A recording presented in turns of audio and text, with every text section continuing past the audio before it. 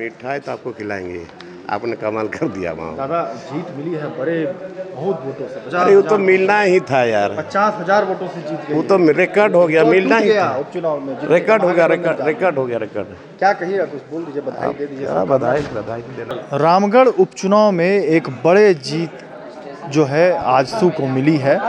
पिछले 4 उपचुनाव में जो है महागठबंधन को जीत मिली थी, 5वें उपचुनाव में जो है राजग गठबंधन को जीत मिली है। क्या कुछ कहा है जीत के मौके पर पूर्व मुख्यमंत्री बाबूलाल मरांडी ने, और वही मिथिलेश ठाकुर जो सत्ता पक्ष के जो मंत्री हैं उन्होंने क्या कुछ जीत को लेकर उन्होंने कहा है। इरफान अंसारी जो कांग्रेस के विधायक है उन्होंने पार्टी की रणनीति को लेकर क्या कुछ कहा है। चूँकि कांग्रेस के विधायक हैं, कांग्रेस का सीट था, कई सालों से जो है 3 सालों से जो है वहाँ पर कांग्रेस की विधायक रह चुकी थी ममता देवी, उसकी सीट पर जो उपचुनाव हुआ था।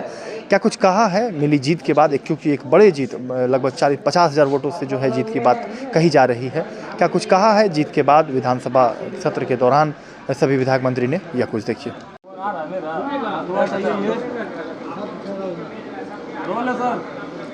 चलो, देश में भी और झारखंड में भी रामगढ़ में जहां उपचुनाव हुआ था, तो एनडीए की शानदार विजय के लिए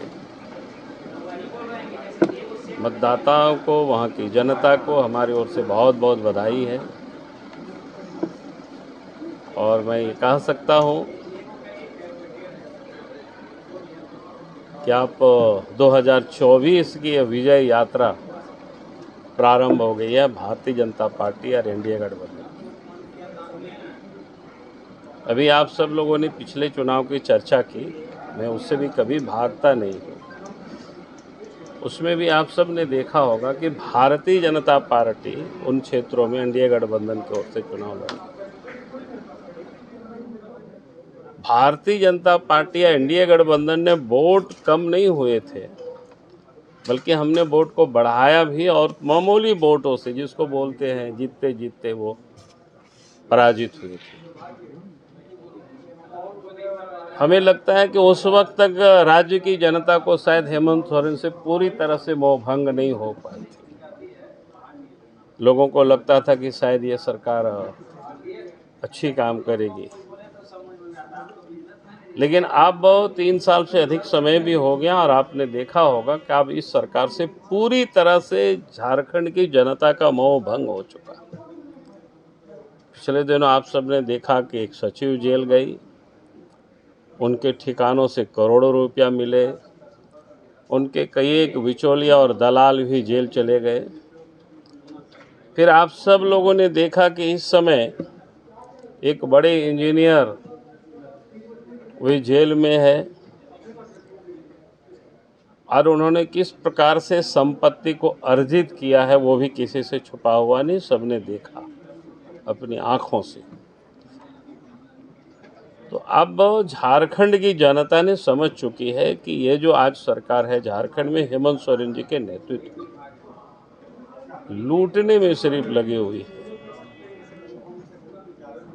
और लूटने में कोई कोर कसर ये छोड़ नहीं रही है। तो जनता ने भी अब ठान लिया है इस सरकार को सबक सिखाने का। इसलिए आपने देखा कि रामगढ़ में इस प्रकार से जनता ने जोरदार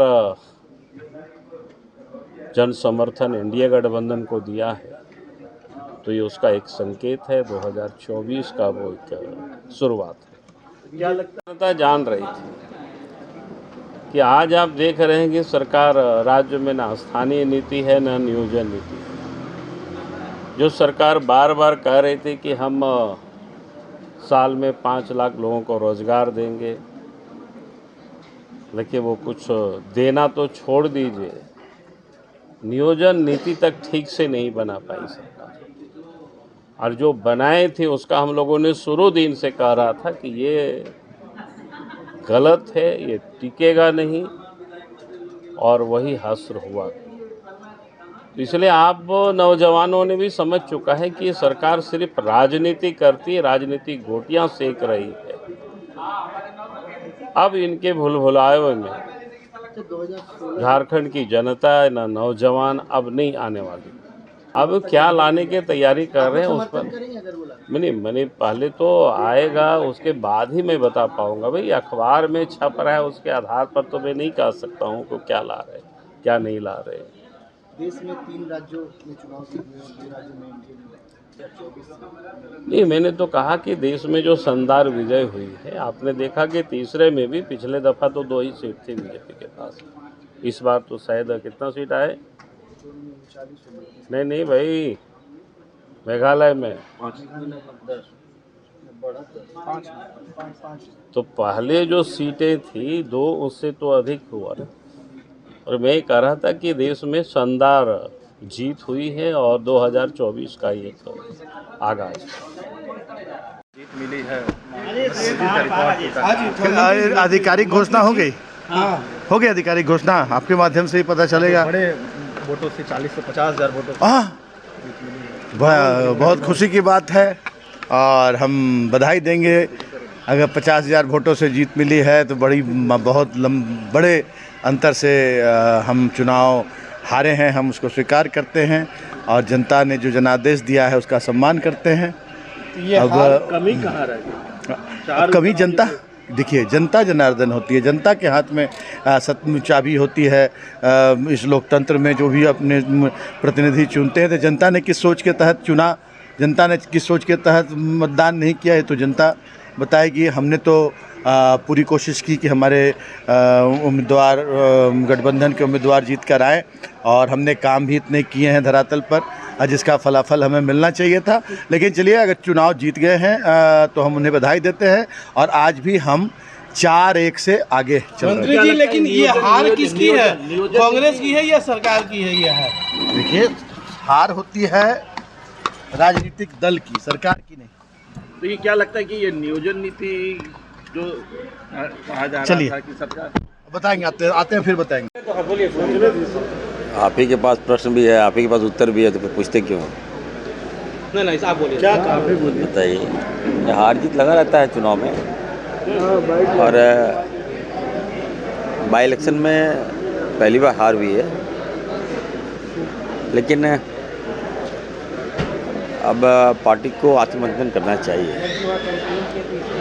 जिस प्रकार से जनता ने वोट नहीं किया, खास करके अल्पसंख्यक ने वोट नहीं किया, अरे तो बहुत बड़ी बात है। और क्यों अब क्यों नहीं हुआ, ये तो हम लोग बैठेंगे, बात करेंगे और पता लगाएंगे कि क्यों नहीं अल्पसंख्यक ने वोट किया, क्या कारण है, इसके पीछे भी जाने की आवश्यकता है। योगेंद्र शाह कहाँ से आ गया वहाँ? मैंने कहा कि अल्पसंख्यक ने वोट नहीं किया तो उसको आप क्यों कर रहे हैं? उससे क्या लेना देना है? इस तरह से आप लोगों को प्रताड़ित किया गया है, उसका असर है क्या? क्या लगता है कि जो राजेश ठाकुर जो कांग्रेस प्रदेश अध्यक्ष हैं, उनकी अगुवाई में ये अल्पसंख्यक पर FIR हो गया, आप पर आपको बदनाम किया गया, ये सब का असर है क्या पार्टी में? अंदर अल्पसंख्यक पार्टी में आक्रोश क्यों है, क्या है? आदिवासियों में भी आक्रोश था, तो ये सारी बातें हमें लगता है कि उचित प्लेटफॉर्म में हम लोग रखेंगे और हमारा जो वोट बैंक नहीं खिसके उसको हम लोग कैसे पकड़ेंगे, इस दिशा में बात करेंगे। हमारे प्रभारी महोदय से भी हम लोग बात करेंगे कि ये अच्छा संकेत नहीं है। पार्टी राहुल गांधी जी सबको जोड़ने का काम कर रहे हैं। राहुल गांधी जी हमारे जो शीर्ष नेतृत्व हैं वो सबको लेके चल रहे हैं, पार्टी को जोड़ने का काम कर रहे हैं। तो फिर यहाँ पर भी थोड़ा बिखराव था, अगर हम लोग उसको एक करके लड़ते तो मुझे लगता है अच्छा इसका लाभ मिलता। क्या लगता है इस हार से प्रदेश नेतृत्व पर भी सवाल उठेंगे?